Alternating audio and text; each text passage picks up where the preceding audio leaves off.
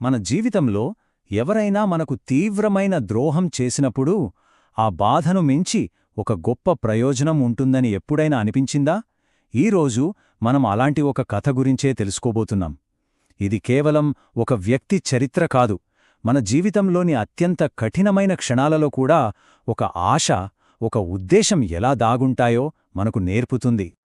మనల్ని తీవ్రంగా గాయపరిచిన వారిని క్షమించడం సాధ్యమేనా? అసలు ఆ గాయం నుంచి ఏదైనా మంచి రాగలదా? ఇది ఏదో పాతకాలం నాటి ప్రశ్న కాదు, మనలో చాలామంది మనసులో మెదిలే ప్రశ్నే. యోసేపు కథ ఈ ప్రశ్నకు ఎంత శక్తివంతమైన సమాధానమిస్తుందో చూద్దాం పదండి. అయితే ఈ కథ ఎక్కడ మొదలవుతుందంటే యోసేపు తండ్రి అయిన యాకోబు మరణంతో. ఈ సంఘటన విధి, ప్రేమ, ఇంకా ఒక ప్రమాణాన్ని నిలబెట్టుకోవడం లాంటి ఎన్నో గంభీరమైన చర్యలకు నాంది పలుకుతుంది. యాకోబు చనిపోయినప్పుడు యావత్ ఐగుప్తు దేశం ఏకంగా 70 రోజులపాటు సంతాపం పాటించింది. ఆలోచించండి, ఇది మామూలు విషయం కాదు.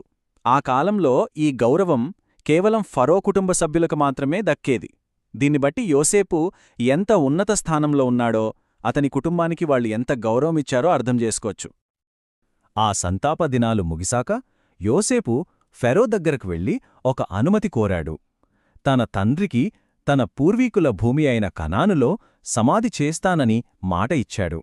ఆ వాగ్దానాన్ని నెరవేర్చాలనే అతని నిబద్ధత, నేను తప్పకుండా తిరిగి వస్తాను అని చెప్పిన మాటలోనే మనకు కనిపిస్తుంది. ఇక ఐగుప్తు నుండి కనానుకు జరిగిన ఈ ప్రయాణం ఏదో సాధారణ అంత్యక్రియల యాత్ర అనుకుంటే పొరపాటే. ఇదొక పెద్ద ప్రభుత్వ కార్యక్రమంలా జరిగింది. ఒక వంశపితరుడికి అర్పించిన గొప్ప గౌరవయాత్ర అది. ఊహించుకోండి, ఈ ఊరేగింపులో ఫరో సేవకులు, ఐగుప్తు పెద్దలు, యోసేపు కుటుంబం మొత్తం ఉన్నారు. అంతేనా, వాళ్లతో పాటు రథాలు, గుర్రపు రౌతులు, అదొక పెద్ద సైన్యం వెళ్తున్నట్టే ఉంది. ఒక దేశం తన గౌరవాన్ని ఎంత గొప్పగా ప్రదర్శించిందో చూడండి.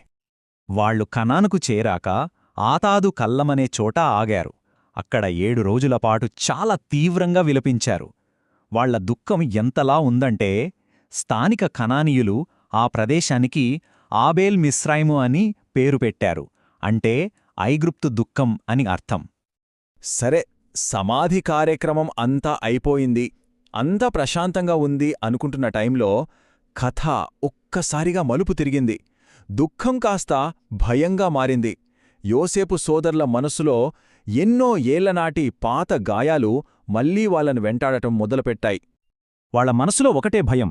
నాన్న బ్రతికి ఉన్నంతకాలం యోసేపు మనల్ని ఏమీ అనలేదు, కాని ఇప్పుడు నాన్న లేడు, మనం చేసిన ద్రోహానికి ఖచ్చితంగా ప్రతీకారం తీర్చుకుంటాడు అని వాళ్లు వణికిపోయారు. వాళ్ల అపరాధ భావన వాళ్లను నిద్రపోనివ్వలేదు. అందుకే భయంతో ఏం చెయ్యాలో తెలియక యోసేపుకి ఒక కబురు పంపారు. వాళ్ల నాన్నగారి పేరు చెప్పి, దయచేసి మమ్మల్ని క్షమించు అని వేడుకున్నారు. వాళ్ల నిస్సహాయత, భయం ఆ మాటల్లో స్పష్టంగా తెలుస్తోంది. ఆ తర్వాత వాళ్లే స్వయంగా వచ్చి యోసేపు కాళ్లమీద పడిపోయారు. ఇదిగో, మేము నీ బానిసలమన్నారు. ఇది కథలోనే అత్యంత ఉత్కంఠభరితమైన క్షణం.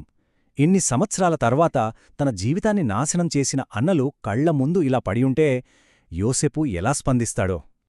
కాని ఇక్కడే ఈ కథలోని అసలైన సారాంశం బయటపడుతుంది.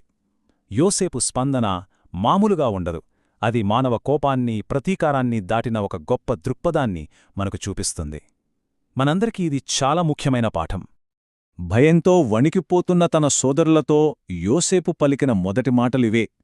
భయపడకండి, నేను దేవుడి స్థానంలో ఉన్నానా? ఒక్క వాక్యంతో మొత్తం పరిస్థితిని మార్చేశాడు. తీర్పు తీర్చడం నా పని కాదు, అది దేవుడి పని అని చెప్పాకనే చెప్పాడు. ఇక్కడే ఆ అద్భుతమైన మాటంటాడు, మీరు నాకు కీడు చెయ్యాలనుకున్నారు, అది నిజమే, కాని దేవుడు దాన్నే మేలుగా మార్చాడు అంటాడు.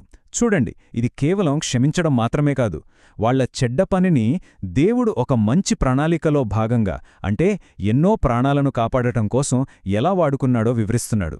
మన బాధలో కూడా ఒక ప్రయోజనం ఉంటుందని చెప్పడానికి ఇంతకంటే శక్తివంతమైన ఉదాహరణ ఉంటుందా? మరి ఈ పాత కథ నుండి మనం నేటి జీవితానికి ఏమి నేర్చుకోవచ్చు? మన జీవితంలో ఎదురయ్యే కష్టాలలో, అన్యాయాలలో కూడా ఒక పెద్ద ఉద్దేశం ఉండొచ్చని ఇది మనకు గుర్తుచేస్తుంది. ప్రతీకారం అనేది మనల్ని బంధిస్తే, క్షమించడం మనకు స్వేచ్ఛనిస్తుంది. మనల్ని పడగొట్టడానికి వచ్చిన కష్టాలే మనల్ని, మన చుట్టూ ఉన్నవాళ్లని కాపాడటానికి ఒక అవకాశంగా ఎలా మారవచ్చో ఈ కథ అద్భుతంగా చూపిస్తుంది. అయితే కథ ఇక్కడితో అయిపోలేదు. యోసేపు విశ్వాసం కేవలం తన జీవితకాలంతోనే ఆగిపోలేదు. అది తరతరాలకు స్ఫూర్తినిచ్చే ఒక గొప్ప వారసత్వంగా మారింది. ఒకసారి యోసేపు జీవితాన్ని చూస్తే గొయ్యిలో పడేయబడ్డ ఒక కుర్రాడు ఐగుప్తును పాలించే ప్రధానమంత్రి అయ్యాడు.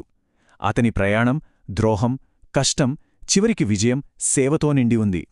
అతని జీవితంలోని ప్రతి బాధాకరమైన దశ కూడా ఒక పెద్ద ప్రణాళికలో భాగమని మనకు స్పష్టంగా అర్థమవుతుంది. చనిపోయే ముందు యోసేపు తన ప్రజలతో ఒక ప్రమాణం చేయించుకున్నాడు.